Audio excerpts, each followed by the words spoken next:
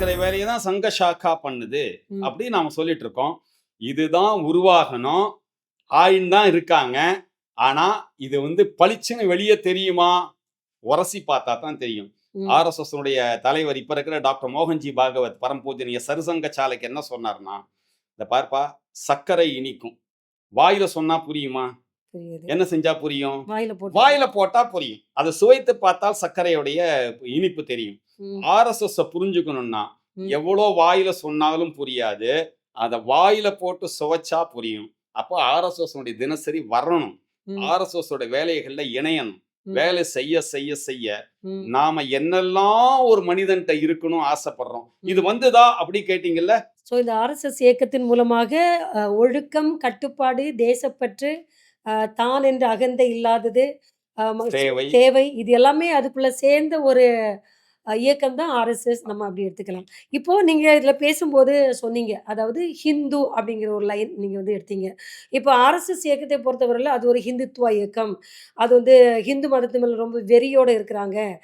ஹிந்து தீவிரவாதம் அப்படிங்கிற மாரி, இப்ப நம்ம மத்த நாட்டு மேல நடக்கிற தீவிரவாதத்த சொல்லும்போது, ஹிந்து தீவிரவாதம் அப்படின்னு நம்முடைய அ அது ரொம்ப பிரபலமா இருக்கிறவங்க கூட அப்படி சொல்றாங்க.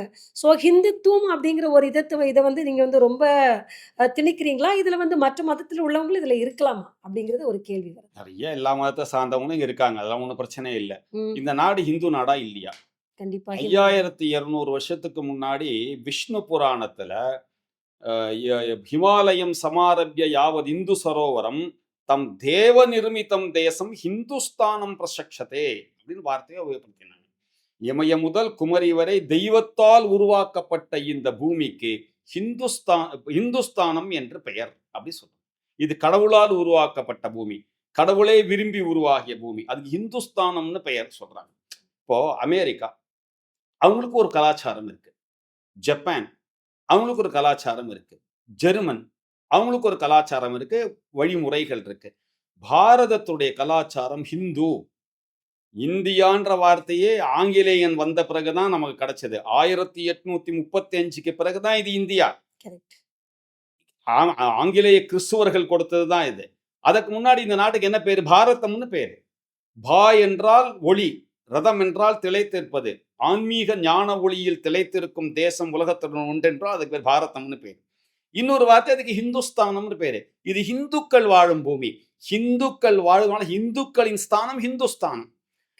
நமக்கு ஜாதி பிரச்சனை கிடையாது, மத பிரச்சனை கிடையாது. நாம் அது ஹிந்துவா இருந்த காரணத்தினால்தான் அந்நிய படையெடுப்பை ஏத்துட்டோம், நம்ம இங்க வாழ வச்சோம். இல்லைன்னா அப்பே துரத்திருக்கலாம் தானே. இங்க வந்த இஸ்லாமியர்கள் 800 ஆண்டுகளாகியும் இங்கேயே இந்த பூர்வ குடியா இருந்து நம்மளோடையே மாறிவிட்டார்கள். நம்மவாகவே இருக்காங்களா இல்லையா? பல இடங்கள்ல நம்ம ஹிந்துவாவே இருக்காங்க. இந்த நாட்டுடைய எல்லா விஷயங்களும் உபயோகப்படுத்தி தான் வாழ்ந்துட்டு இருக்காங்க. நம்மோட இரண்டரை கலக்கணும் ஆசைப்பட்டோம், கலந்துட்டு இருக்காங்க பல பேர். கிறிஸ்துவர்களும் அவங்க போன பிறகு பல பேரை விட்டுட்டு சென்றான் ஆங்கிலேயன். அவர்களும் நம்மோட கலந்தானே இருக்காங்க. அப்போ இது இங்க கிறிஸ்துவர்களும் இருக்காங்க, இங்க ஜெயினர்களும் இருக்காங்க, இங்க முஸ்லீம்களும் இருக்காங்க, இங்க சீக்கும் இருக்காங்க, இங்க பௌத்தர்களும் இருக்காங்க, இங்க இன்னும் வெளிநாட்டை சார்ந்த பார்சிகள் இருக்காங்க, இஸ்ரேல வந்தவங்களும் இங்க இருக்காங்க. எல்லாரும் ஒன்னா வாழக்கூடிய ஒரு அழகான ஒரு பூந்தோட்டம் எதுன்னா பாரதம். இது ஹிந்துஸ்தானம். இது ஹிந்துஸ்தானமாக இருக்கிறதுனால இவங்க எல்லாம் ஒன்னா இருக்க முடியும். நாம எல்லாம் ஒன்னா வாழ்ந்துட்டு இருக்கோம். ஒருவேளை இது ஹிந்துன்ற வார்த்தையை இழந்ததுன்னு வச்சுப்போம், ஹிந்துஸ்தானமாக இல்லாமல் வேற ஏதாவது ஒரு மதத்தினுடைய நாடாக மாறியனால் அடுத்த நிமிடம் இந்த நாடு ஹிந்துஸ்தானம் என்ற தன்மையை இழக்கும். அதனால் டாக்டர் ஹெட்கேவார் என்ன சொன்னார்னா, இது ஹிந்துஸ்தானம். நாம சொல்ற ஹிந்து இருக்க, இது மத ஹிந்து இல்ல, அது ஹிந்துயிசம். நாம சொல்றது ஹிந்துத்வான்ற வாழ்க்கை முறை.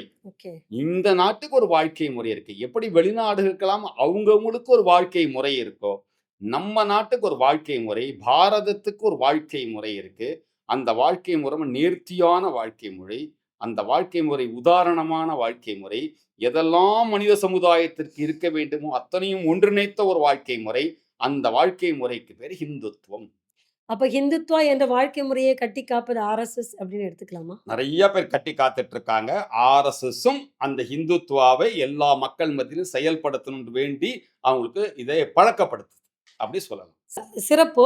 இப்போ ஆர்எஸ்எஸ் இயக்கத்தை பொறுத்தவரையில் நம்முடைய கலாச்சாரத்தையும், பண்பாட்டையும் காப்பதற்கும், நம்முடைய தொன்மையை பாதுகாப்பதற்கும் இந்த இயக்கம் எந்த அளவு உறுதுணையாக இருக்கிறது. மட்டுமல்லாம, தேசப்பற்று நம்முடைய நாட்டில உள்ளவருக்கு தேசத்தின் மீதான ஒரு காதல், ஒரு உணர்வை ஏற்படுத்துவதற்கும், அ இந்த அமைப்பு என்ன செய்யுது?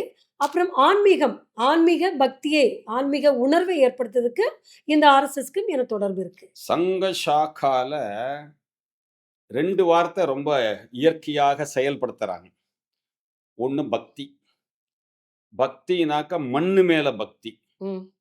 இந்த மாதா வந்து பூமாதா. பாரத மாதா, பூமாதா. ம். மண்ணு மேல பக்தி.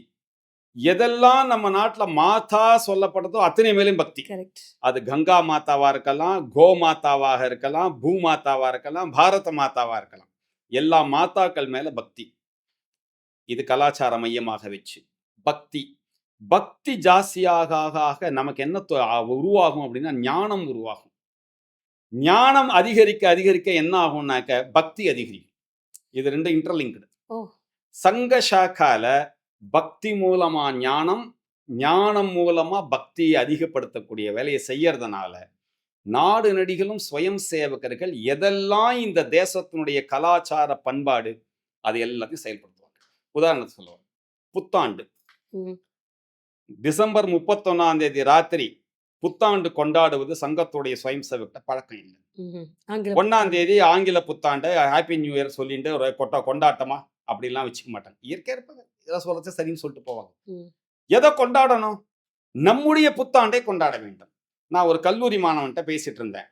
ஆர்எஸ்எஸ் சம்பந்தம் இல்லாத கல்லூரி மாணவன். ம்ஹ்ம்.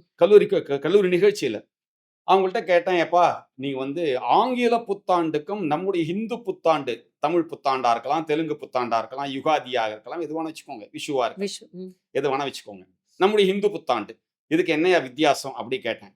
டக்குன்னு ஒரு தம்பியுடைய மாணவர்கள் எப்படி இருக்காங்க பாருங்களா, ஷூடுங்கிறதுக்கு அவன் சொன்னான், ஐயா குடிச்சுட்டு கொண்டாடினா ஹிந்து புத்தாண்டு, குடிச்சுட்டு கொண்டாடினா ஆங்கில புத்தாண்டு, குடிச்சுட்டு கொண்டா ஹிந்து புத்தாண்டுன்னு. எந்த அளவு தெளிவா இருக்காங்க. எவ்வளவு தெளிவு அவங்க இருக்கான். இந்த தெளிவு தான் நாம புரிஞ்சுக்க வேண்டிய தெளிவு. நாம அப்படிதான் சொல்றோம். பிறந்த நாள் கொண்டாடணும். கலாச்சார பண்பாடு ரீதியாக நம்முடைய தாத்தா பாட்டி, நம்முடைய மூதாதையர்கள் எதெல்லாம் செயல்படுத்தினார்களோ அதன்படி பிறந்த நாளை கொண்டாடிட வேண்டும். இவ்வளவுதான் சொல்லுது. அப்போ நம்ம தாத்தா பாட்டி மூதாதையர்கள் எதெல்லாம் நமக்கு வழி போட்டு கொடுத்தாங்க, இப்படிதான் செய்யணும்னு சொல்லிட்டு அது இமியளவும் மாறாமல் செய்ய வேண்டும் என்று சொல்லக்கூடிய ஒரு இயக்கம் ராஷ்டிரிய சுயம் சேவக சங்கம். இது நம்ம குடும்பத்து மேல இருக்கிற பற்று காரணமா இருக்கும். ம்ஹ்ம். அப்ப ப்ரைடுன்னு பேர் இது. ம்ஹ்ம். குடும்ப ப்ரைடு, நம்ம ஃபேமிலி ப்ரைடு இருக்கணும். சுவாமி விவேகானந்தா சொல்கின்றார், எந்த இடத்துல ஃபேமிலி ப்ரைடு ஏற்படுதோ அந்த இடத்துல நேஷனல் ப்ரைடு வரும்னு சொல்றாரு. அப்போ தேசிய கௌரவம் ஏற்பட வேண்டுமானால் நம்ம குடும்பத்து மேல நமக்கு மாற்றம். கௌரவம் இருக்கும். இது கலாச்சார பண்பாட்டுடைய விஷயம். ம்ஹ்ம். அப்போ அது இனி கூட மாறக்கூடாது. பண்டிகைகள் இப்படிதான் கொண்டாடணும், அப்படி நேர்த்தியா கொண்டாடணும், மாறக்கூடாது. ம்ஹ்ம். யாரும் நம்மள மாத்தக்கூடாது. நமக்குன்னு ஒரு ஒரு ஒரு தனித்துவம் இருக்கு. அந்த தனித்துவ பிரகாரம் கொண்டாடணும். இதெல்லாம் தான் ஆர்எஸ்எஸ் ஏற்படுத்துது. இதன் மூலமாக தேசபக்தி எப்படி வருது அப்படி கேக்குறீங்க. அன்காம்ப்ரமைசிங் பேட்ரியாட்டிசம் அப்படி ஒரு வார்த்தை இருக்கு. ம். அப்பழுக்கற்ற தேசபக்தி. எந்த தேசபக்தி வ.உ. சிதம்பரனாருக்கு வெளிக்காட்டினாரோ, எந்த தேசபக்தியை மகாகவி பாரதி வெளிக்காட்டினானோ, எந்த தேசபக்தியை நேதாஜி சுபாஷ் சந்திர போஸ் சொன்னாரோ, எந்த தேசபக்தியை சுவாமி விவேகானந்தன் சொன்னாரோ, எந்த தேசபக்தியை சகோதரி நிவேதிதா சொன்னாரோ, எந்த தேசபக்தியை ஏபிஜே அப்துல் கலாம் சொன்னாரோ, எந்த தேசபக்தியை ஞானிகள், யோகிகள், மகான்கள் எல்லாம் வாழ்ந்து காட்டினார்களோ, அந்த தேசபக்தி அதனுடைய நீட்சி தான், அதனுடைய வளர்ச்சி தான், அதனுடைய தொடர்ச்சி தான் சங்க ஸ்வயம் சேவக் சங்க ஷாக்காயில் கற்றுக் கொடுக்கக்கூடிய தேசபக்தி. ஸோ அந்த தேசபக்தியுடைய சாயல் தான் இதெல்லாம் அப்படி சொல்லலாம். அப்போ இவ்ளோ விஷயங்கள கற்றுக் கொடுக்கிற ஒரு அமைப்புல சேர்ற ஒரு ஒரு இளைஞன் இல்லன்னா ஒரு யுவதி, இல்லன்னா அந்த சேர்ற ஒரு உறுப்பினர் வந்து கண்டிப்பா ஒரு மிகச்சிறந்த ஒழுக்கமானவனாக, கட்டுப்பாடுடையவனாக, தேசபக்தி உடையவனாக, ஆன்மீக பாதையில் செல்பவனாக, ஞானமுடையவனாக, ஆற்றல் உடையவனாக, விவேகம் உடையவனாக, ஒரு மனிதனாக இருப்பான் அப்படின்னு நம்ம எடுத்துக்கலாமா? நிறை மனிதனை உருவாக்குற வேலையை தான் சங்க ஷாக்கா பண்ணுது ம். அப்படின்னு நாம சொல்லிட்டு இருக்கோம். இதுதான் உருவாகணும், ஆயின் தான் இருக்காங்க. ஆனா இது வந்து பளிச்சுன்னு வெளியே தெரியுமா? உரசி பார்த்தா தான் தெரியும். ம். ஆர்எஸ்எஸ் உடைய தலைவர் இப்ப இருக்கிற டாக்டர் மோகன்ஜி பாகவத் பரம்பூஜனிய சருசங்க சாலைக்கு என்ன சொன்னார்னா, இந்த பார்ப்பா, சர்க்கரை இனிக்கும்.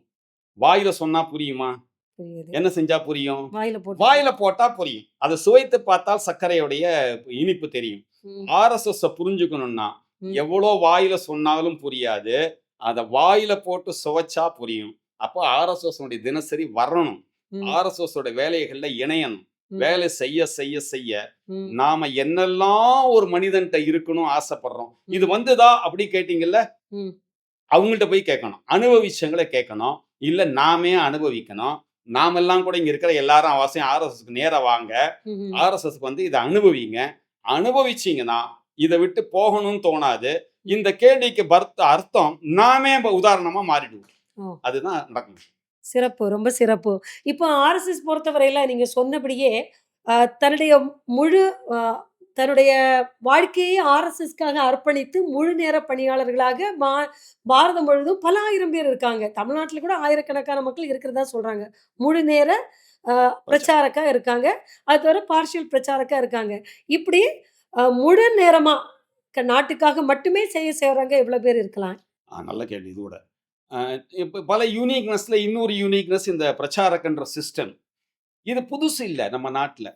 டாக்டர் ஹெடகேவார் இது விசேஷமா யோசிச்சாருங்கிறது உண்மைதான். அதற்கு அப்புறம் அந்த தலைவர்களை விசேஷமா இது ஆக்கினாங்கங்கிறது உண்மைதான். ஆனா இதெல்லாம் இயக்கம் நம்ம நாட்டுல இருக்கு. ம். இவங்களுக்குலாம் துறவிகள்னு பேரு. ஆமா. இந்த தேசமே துறவிகள், ஞானிகள், மகான்களால ஒன்றிணைக்கப்பட்டு உருவான இயக்கம், வளர்ந்த இயக்கம், கரெக்ட். வளர்ந்த தேசம். அப்போ இந்த விஷயத்தை தான் டாக்டர் ஹெடகேவார் இம்ப்ளிமெண்ட் பண்ணாரு. அன்பின் உருவமாக இந்த பிரச்சாரகர்கள் திகழ்வாங்க.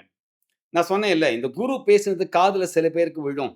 யாரெல்லாம் தகுதி படைத்த சீடர்களாக மாறினார்களோ அவர்களுக்கு இந்த காவி கொடியோட பேச்சு மௌன குரு பேசுறது கேட்காது. ஆனா கேட்கும். எப்ப கேட்கும்னா அதுக்கு தகுதி படைத்தவர்கள் நாம ஆனா கேட்கும். இவங்கெல்லாம் தகுதி படைத்தவர்களா ஆவாங்க. இந்த ம். பிரச்சாரக்கெல்லாம் ஷாக்கா வராங்க, பழகுறாங்க.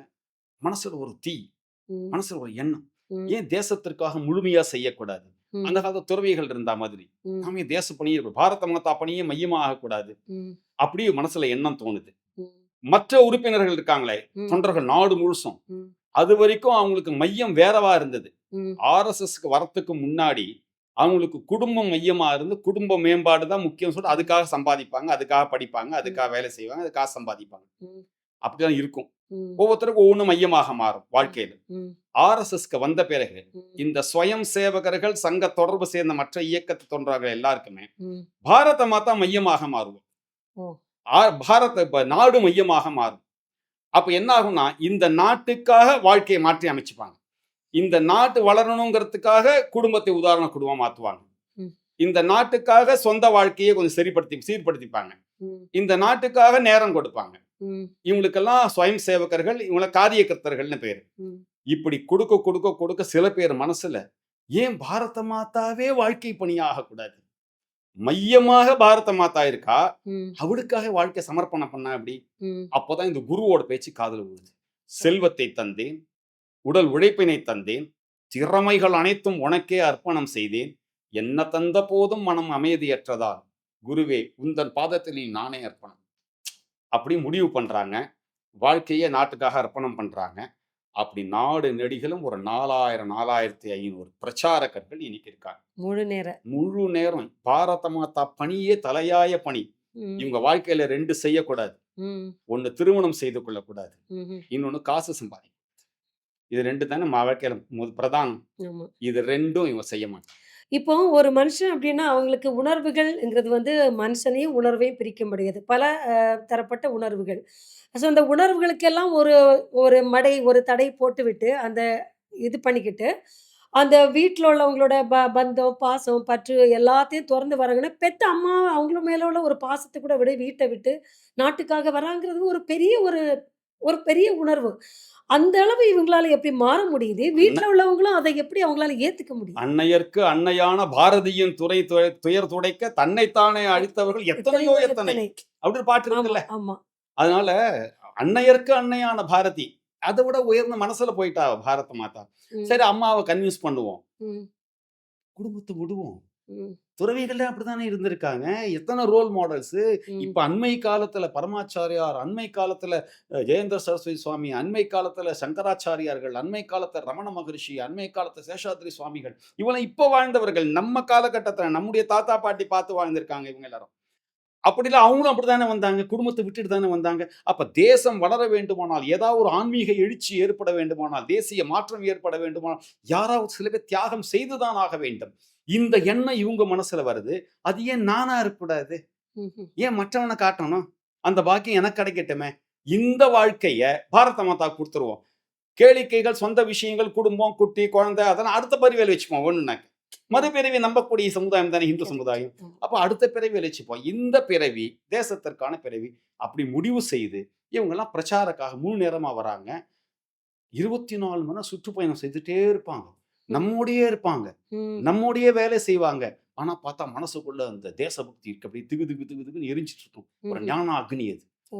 அது எரிஞ்சிட்டே இருக்கும். அது மக்கள மோட்டிவேட் பண்ணிட்டே இருக்கும். அவர்கள் அமைப்பாளராக எல்லோரையும் ஒன்றிணைப்பார்கள். ஜாதி பேத தீண்டாமை இல்லாமல். நாடு நெடுகிலும் ம்ஹ்ம். எங்கு போனாலும் இவங்களுடைய காட்சியை பார்க்க முடியும். ம்ஹ்ம். ஆனா இவங்களுக்கு தெரியவே தெரியாது இவங்கலாம் அப்படிப்பட்டவர்கள்னு சொல்லிட்டு. ம். அப்படி நமக்குள்ளேயே வாழ்ந்து பெரிய மாற்றத்தை இன்னைக்கு எதெல்லாம் மாற்றம்னு நீங்க சொல்றீங்க ஆர்எஸ்எஸ் மூலமா ஏற்பட்டிருக்குன்ட்டு ம். இதற்கெல்லாம் அடித்தளம் விட்டவர்கள், அதை இன்றும் காத்து கொண்டிருப்பவர்கள் இந்த பிரச்சாரகர்கள் சொல்லக்கூடிய முழுநேர ஊழியர்கள். இவர்களுக்கு பக்க பலமாக இருந்து இயக்கத்தை அழகாக கட்டுக்கோப்போட இயக்கம் எப்படி வளர்ந்தானதோ அப்படி உருவாக்கினார்களோ அப்படி உருவாகி வளர்த்து கொண்டிருப்பவர்கள் இதர சுயம் சேவர்கள், அவங்களுக்கெல்லாம் காரியகர்த்தர்கள்னு பேர். அப்படி நாடு நெடுகிலும் ஒன்னா இணைஞ்சு இந்த இயக்க பணியை செய்யறாங்க. சில பேர் வாழ்க்கையே சமர்ப்பித்து, சில பேர் மையமாக பாரத மாதாவை வைத்து. அப்படி இப்ப இந்த ஸ்வயம் சேவகர்கள், இந்த காரியகர்த்தர்கள், நம்முடைய நாட்டை தாண்டி நம்முடைய இந்த பாரத ஆர்எஸ்எஸ் இயக்கம் வந்து பல நாடுகள்ல வந்து கிளை விட்டு பரவியிருக்கு. அங்கே இந்த ஷாக்கா, இந்த பேரணி இதெல்லாம் நடத்துறாங்க. அங்கே இந்த ஆக்டிவிட்டீஸ் பண்றாங்க.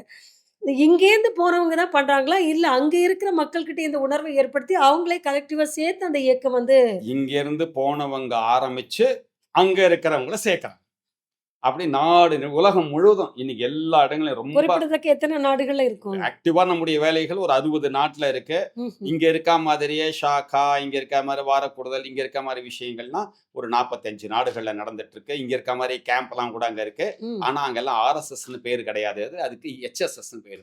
ஹிந்து ஸ்வயம் சேவக் சங் அப்படின்னு பேர்ல ம். எல்லா நாடுகள்லயும் பண்ணிட்டு இருக்காங்க. ரொம்ப இதே மனநிலையோட அண்மையில நான் வந்து போன வாரம் கேள்விப்பட்டேன். சிங்கப்பூர்ல நம்முடைய நண்பர்கள் எல்லாம் ஒண்ணா சேர்ந்து, இந்த இயக்க தொண்டர்கள்லாம் ஒண்ணா சேர்ந்து, பக்கத்துல ஒரு ஊருக்கு குடும்பத்தோட போய் சுவாமி தரிசனத்துக்காக போயிருக்காங்க. நூற்றுக்கணக்கான பேர் ஒண்ணா சேர்ந்து ம். கோயிலுக்கு போய் சாமி கும்பிட்டு முருக வழிபாடுலாம் முடிச்சு வந்தாங்க. அப்படி கேள்விப்பட்டேன். ம். இங்க நடக்கிறதா எல்லா இடத்தையும். இப்ப வெளிநாடுகள்ல வந்து நெறைய மக்கள் வந்து நம்முடைய ஹிந்து மதத்தை நோக்கி திரும்புறாங்க. நம்முடைய கலாச்சாரம், பண்பாட்டுல கலந்துக்கிறாங்க. கோயிலுக்கு வர்றாங்க. அப்படின்னு சொல்றாங்க. அதை அந்த உணர்வை ஏற்படுத்துவது ஆர்எஸ்எஸ் இயக்கம்னு அப்படி எடுத்துக்கலாம். சொல்ல முடியாது. ம்ஹ்ம். வெளிநாடுகள்ல நம்ம மாதிரி நிறைய இயக்கங்கள் வேலை செய்றாங்க. ராமகிருஷ்ணா மடம் வேலை செஞ்சுட்டு இருக்கு. சின்மயா மிஷன் வேலை செஞ்சுட்டு இருக்காங்க.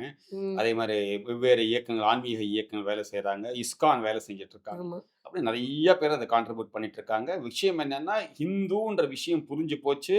வாழ்க்கையில் அமைதி பெற வேண்டும். உலக அமைதி பெற வேண்டுமானால் ஹிந்து சிந்தனையால் மட்டும்தான் உலகம் அமைதி பெற முடியும் என்பதை எல்லா ஆன்மீக பெரியோர்களும் சரியான ரீதியாக புரிந்து கொண்ட காரணத்தினால் உலகம் முழுவதும் இந்த அமைதியை எடுத்துச் செல்வதற்காக இந்த ஹிந்துத்துவத்தை எடுத்து செல்கின்றார்கள். குறிப்பாக பகவத்கீதை, ராமாயணம் இவைகள்லாம் உலகத்துக்கு மக்களை இணைக்கக்கூடிய பணியாக பாலமாக அமைந்திருக்கு. உலகம் அமைதி பெற வேண்டுமானால் இவைகள் வளர வேண்டும்ங்கிறது தான் உண்மையான கருத்தும் கூட. அது நடைபெற்று வருகிறது. அவ்வளவுதான். பிரிவே கிடையாது. ஆர்எஸ்எஸ் பிரிவே இல்லாத நூற்றாண்டு கண்ட ஒரு இயக்கம் உலகத்துல உண்டுன்னா ஆர்எஸ்எஸ் மட்டும்தான். ஓ! சிறப்பு. எல்லாமே நமக்கு ஆலமரத்தின் விழுதுகள் போல் எல்லாம் ஒண்ணா சேர்ந்து வேலை செய்யும். இப்ப இந்த ஆர்எஸ்எஸ்ஸுக்கும் அரசியலுக்கும் என்ன தொடர்பு? அரசியல் மூலமா நீங்க என்ன பண்றீங்க? ஏன்னா, இன்னைக்கு இருக்கிற அ நம்முடைய நாட்டை ஆள்கிற பாரதிய ஜனதா கட்சி வந்து இயக்குறது ஆர்எஸ்எஸ். ஆர்எஸ்எஸ் தான் பாஜகவோட தாய் இயக்கம் அப்படின்னு சொல்றாங்க. அரசியலுக்கும் இந்த நல்ல இயக்கத்துக்கும் வார்த்தை நீங்களே சொல்லிட்டீங்க. சொல்றாங்க. Oh,